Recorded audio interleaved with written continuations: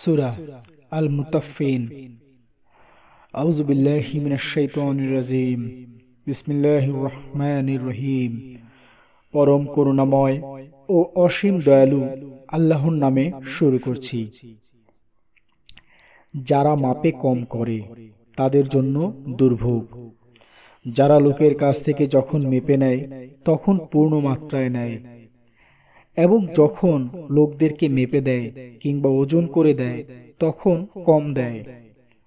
তারা কি চিন্তা করে না যে তারা পুনরুত্থিত হবে সেই মহাদিবসে, যেদিন মানুষ দাঁড়াবে বিশ্ব পালনকর্তার সামনে? এটা কিছুতেই উচিত নয়। নিশ্চয়ই পাপাচারীদের আমলনামা সিজ্জিনে আছে। আপনি জানেন সিজ্জিন কি? এটা লিপিবদ্ধ খাতা। সেদিন দুর্ভোগ মিথ্যা আরোপকারীদের, যারা প্রতিফল দিবসকে মিথ্যা আরোপ করে। প্রত্যেক সীমালঙ্ঘনকারী পাপিষ্ঠই কেবল একে মিথ্যা আরোপ করে। তার কাছে আমার আয়াতসমূহ পাঠ করা হলে সে বলে, পুরাকালের উপকথা।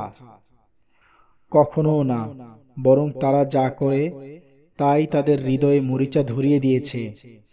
কখনো না, তারা সেদিন তাদের পালনকর্তার থেকে পর্দার অন্তরালে থাকবে, অতঃপর তারা জাহান্নামে প্রবেশ করবে। এরপর বলা হবে, একেই তো তোমরা মিথ্যা আরোপ করতে। কখনো না, নিশ্চয়ই সৎ লোকদের আমলনামা আছে ইল্লিয়িনে। আপনি জানেন ইল্লিয়িন কি? এটা লিপিবদ্ধ খাতা।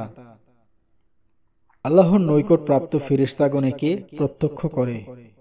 নিশ্চয়ই সৎ লোকগণ থাকবে পরম আরামে, সিংহাসনে বসে অবলোকন করবে। আপনি তাদের মুখমণ্ডলে স্বাচ্ছন্দ্যের সজীবতা দেখতে পাবেন। তাদেরকে মোহর করা বিশুদ্ধ পানীয় পান করানো হবে। তার মোহর হবে কস্তুরী।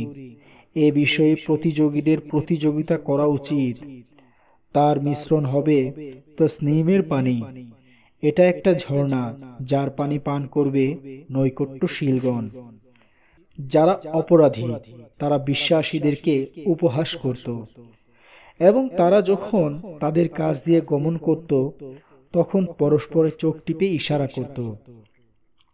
তারা যখন তাদের পরিবার পরিজনের কাছে ফিরত তখনও হাসাহাসি করে ফিরত।